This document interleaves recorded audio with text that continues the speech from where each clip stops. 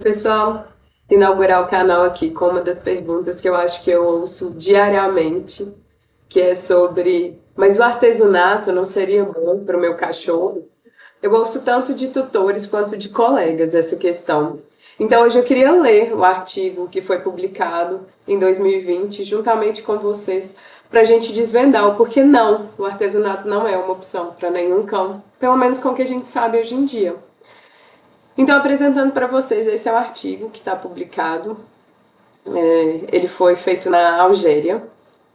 E vamos lá, para a gente ver alguns pontos importantes desse artigo. Bom, quem lê aqui o resumo, né? Parece um grande milagre, na verdade, né? Se a gente for olhar o que eles colocam, 42 cães com leishmania natural foram incluídos nesse estudo, foram acompanhados por 6 meses. Um grupo recebeu antimoniato. Deixa eu colocar aqui para a gente conseguir marcar algumas coisas. Pronto. Um grupo recebeu. Deixa eu ver se deu certo. Não.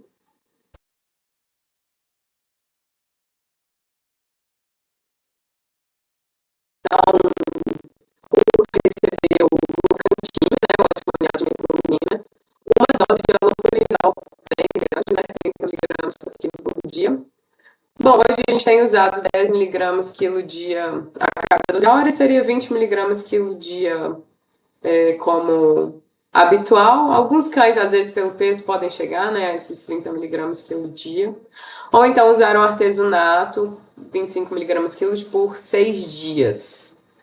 E eles foram avaliados nos dias 0, 30, 90 e 180. Então, 6 meses de acompanhamento. Bem interessante.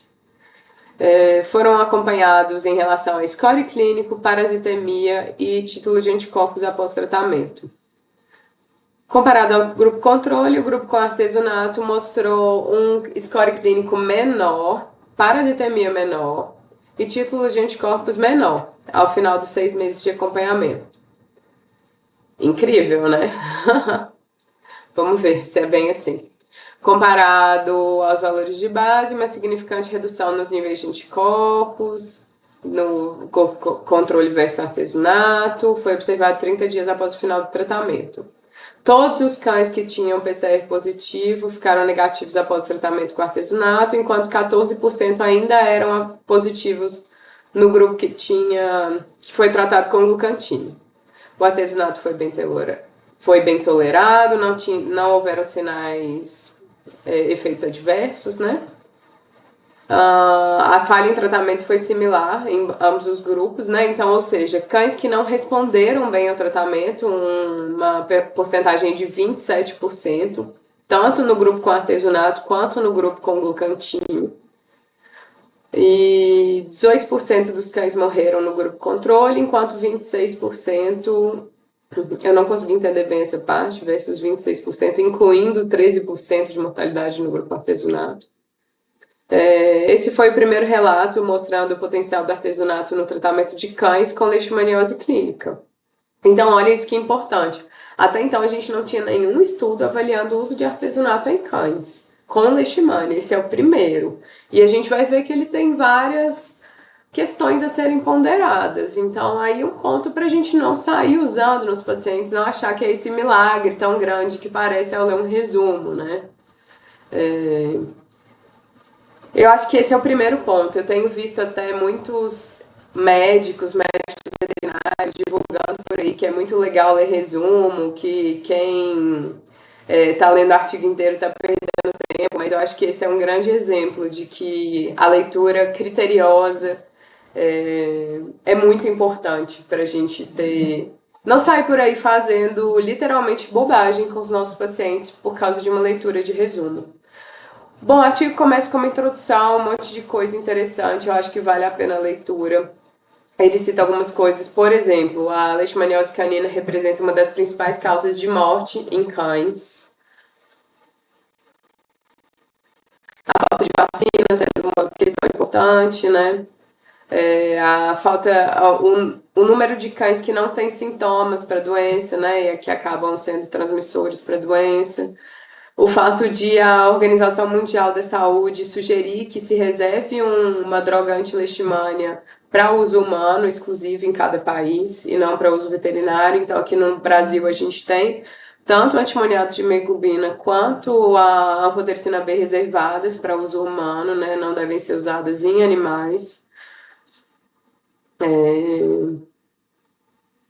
Cita que podem ser usadas algumas outras drogas, como uma segunda linha aí de tratamento, mas que a gente não tem uma eficácia também tão alta assim. Fala sobre os efeitos adversos das drogas que a gente tem disponíveis hoje, como os cálculos de xantina no alopurinol, os efeitos gastrointestinais da metilfosina. Fala um pouquinho sobre os estudos que se tem com a artemisina e os derivados delas. Então, a gente tem estudo in vitro, tem estudo em ratos, mas ainda não se tinha estudos com o artesanato em cães, né? Como a gente já conversou, esse foi o primeiro, em cães com leishmania. Agora vamos entrar aqui para os materiais e métodos, que eu acho que é uma das partes mais importantes desse estudo e que precisa ser conversada em detalhes, né?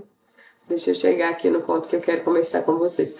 Bom, primeiro foram só 42 animais dentro do estudo. É um N que a gente considera pequeno, né? Precisa ser isso. É um ponto que eles colocam no final do estudo como um dos pontos fracos do estudo, esse N pequeno. A randomização entre grupos não ficou tão legal, a gente vai ver isso um pouquinho mais para frente. Critério de inclusão no estudo, vamos ver lá, ó, cães com pelo menos 2 sintomas clínicos relacionados à leishmania canina, a gente vai ver lá embaixo o que eles consideraram como possíveis sintomas, e que tenham uma sorologia positiva em teste qualitativo, ou seja, um teste rápido já era suficiente se tivesse 2 sintomas, ou um quantitativo, não, e tinha que ter um teste quantitativo também, tá? Ou um positivo no PCR. Então, beleza, o critério de inclusão foi interessante, né? Precisava ter um teste qualitativo associado a um quantitativo ou um PCR em um paciente com pelo menos 2 sintomas de leishmania. O que foi considerado sintomas de leishmania aqui? Em condições gerais, perda de peso, anorexia, apatia, anemia, hipertermia. Sinais cutâneos, alopecia localizada, prurido, escamose, hiperkeratose, onicogrifose, úlceras. Lesões viscerais, linfadenopatia, esplenomegalia, hepatomegalia, desordens renais. A níveis oftálmicos, alopecia ao redor dos olhos, conjuntivite mucopurulenta, ceratite ou uveíte. Lesões oculares ao nível oral. Ao nível de esqueleto, né? Artrite, sinovite, dor difusa da região posterior do corpo e outros sintomas, epistaxe, diarreia crônica, sinais neurológicos. Então, se o paciente apresentasse pelo menos 2 desses sinais, ele poderia ser incluído junto com os exames positivos, né? Pacientes no grupo 1 receberam, então a gente já conversou sobre isso, né? Antimoniato com alopurinol 30 mg por quilo por dia. No grupo 2, artesanato. Foram avaliados por um grupo de 11 veterinários, não era um mesmo veterinário avaliando todos os animais. Aqui a gente consegue ver mais ou menos a idade em ambos os grupos era semelhante. O sexo um pouquinho variável, mas acho que isso não traz tanta importância. Em relação à raça, tinha mais cães de raça no grupo controle, que é um grupo que era bem maior. Deixa eu tirar isso daqui. O grupo controle tinha 26 animais, enquanto o grupo com artesanato só 16 animais.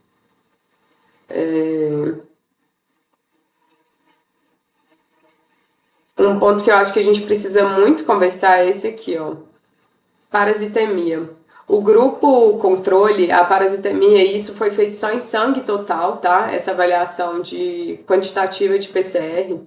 Eles tinham 1.108 unidades, né, de leishmania por ml, enquanto no grupo teste 78. Então a gente tem uma diferença muito grande aí, né, de mais de centenas de vezes. E no final eles colocam lá no final do resumo, na conclusão do trabalho, sobre como no grupo controle não houve parasitemia, né, todos no grupo em teste todos negativaram e no controle não. Mas a gente vê que a parasitemia era muito maior numa amostra que já não é adequada, né? Uma amostra de sangue, em que atualmente a gente sabe que não é leishmania tão fácil assim. Só voltando aqui, eu acho que o mais importante dessa questão da metodologia é esse aqui que a gente precisa conversar. Ó. Quando eles falam sobre a medicação que foi fornecida para os pacientes que receberam artesunato. Então, pacientes do grupo 2 receberam artesunato. Vamos olhar lá qual que foi esse artesunato. É uma medicação chamada Azudenc, da Denk Pharma, da Alemanha. Deixa eu trocar a tela que está mostrando para vocês aqui, que eu quero mostrar quem é esse Azudenc.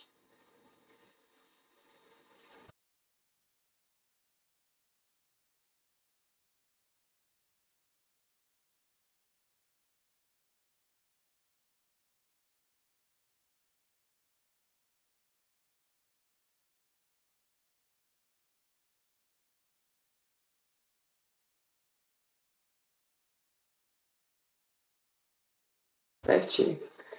Aqui vai ser sem cortes, tá? Que senão, se eu for perder tempo com isso, eu não ponho esses vídeos pra vocês não, galera.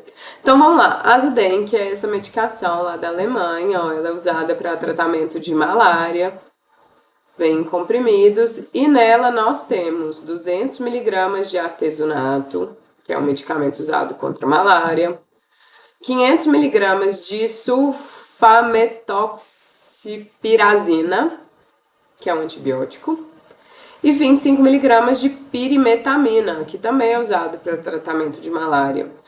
Ou seja, esses pacientes que a gente está acompanhando aqui, eles não foram tratados com artesunato. Eles foram tratados com artesunato, sulfametoxipirazina e pirimetamina. Então, tudo que a gente vê a partir de agora são resultados usando essas três bases. Sendo que hoje no Brasil nós só temos acesso ao artesunato. Nós não temos acesso nem a sulfametoxipirazina, nem a pirimetamina. Então, simplesmente a gente não sabe o que acontece se for administrado só artesunato para os pacientes para os cães com leishmaniose. E é por isso que eu falo para vocês quando me perguntam: é uma boa opção dar artesunato para cães com leishmaniose? E a minha resposta é não, porque hoje a gente não tem nenhum estudo mostrando qual o efeito do artesunato em cães com leishmaniose.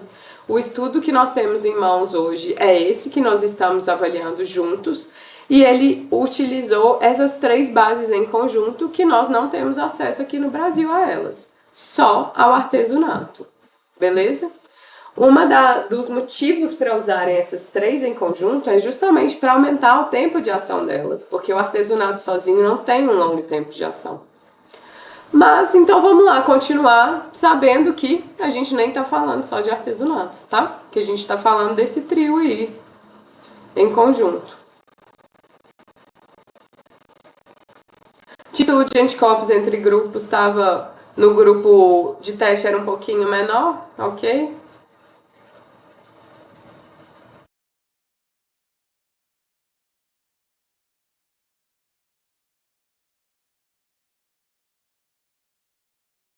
É uma coisa que seja importante a gente falar, acredito que dá para passar.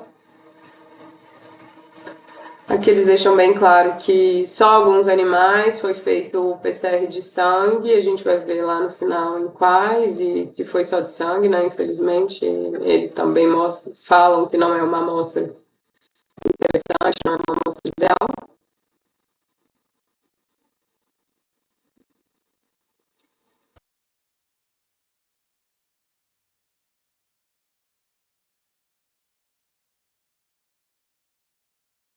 tiveram eventos adversos.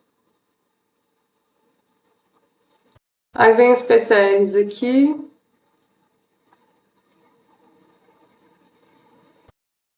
Bom, aqui é a comparação da redução em score clínico entre os grupos.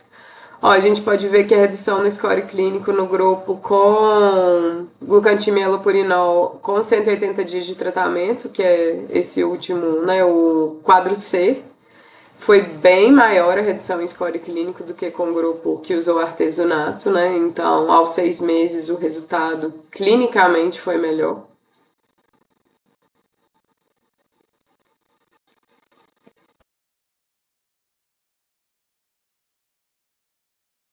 E aqui, carga parasitária nos pacientes em que foi feita. Então, a gente teve 46 pacientes incluídos no estudo, mas que realmente foi avaliada a carga parasitária, foram só esses aqui. Glucantimia e allopurinol, a gente pode ver que tinham pacientes com 1.500, 2.400, 3.800, 21.000, enquanto no grupo artesunato o máximo que a gente chegou foi 233 cópias de leishmania por ml. Então, já era uma carga muito diferente desde o início. Acho que essa comparação não ficou justa, né? Para falar o mínimo. E até essa conclusão final de que a redução foi melhor de carga parasitária no grupo de artesunato, mas não foi uma comparação interessante, né? Vamos dizer assim. Aqui avaliando sorologia, então. Vamos avaliar com 180 dias, que eu acho que 6 meses seria um tempo interessante para a gente avaliar a sorologia. O grupo em que usou allopurinol e glucantimia, a gente teve uma redução aqui menor do que a redução que foi apresentada com o artesunato, né? Então, o artesunato teria o grupo com artesunato, mais aqueles dois compostos, né, que eu vou ter que ler o nome, porque eu esqueço, sulfametoxipirazina e pirimetamina. Aparentemente, em relação à sorologia, realmente tem um desempenho melhor. E aí vem a discussão, que eu acho que vale a pena todo mundo sentar e ler mesmo, e as limitações do estudo que eles mesmos colocam, em que a randomização entre grupos não foi interessante, teve muito mais animal no grupo controle do que no grupo testado, o uso de sangue para avaliação de carga parasitária não é uma amostra interessante, não avaliaram, não fizeram análises bioquímicas que seriam muito importantes. E em relação a co-infecções, não conseguiram avaliar Ehrlichia como possível co-infectante, que a gente sabe que é muito importante, né, enquanto prognóstico na leishmania. Então tá aí o estudo. Não dá pra gente falar nada sobre artesunato em cães com leishmania com esse estudo, que é o que temos até agora. Vamos esperar por novos estudos. Espero que os resultados sejam bons. Eu também quero muito coisas novas para tratar leishmania. Estou sofrendo todo dia na rotina com pacientes que não respondem tão bem quanto eu gostaria. Mas esse não é o milagre que a gente procura ainda, infelizmente. Um abraço, pessoal. Espero que vocês tenham gostado e até a próxima.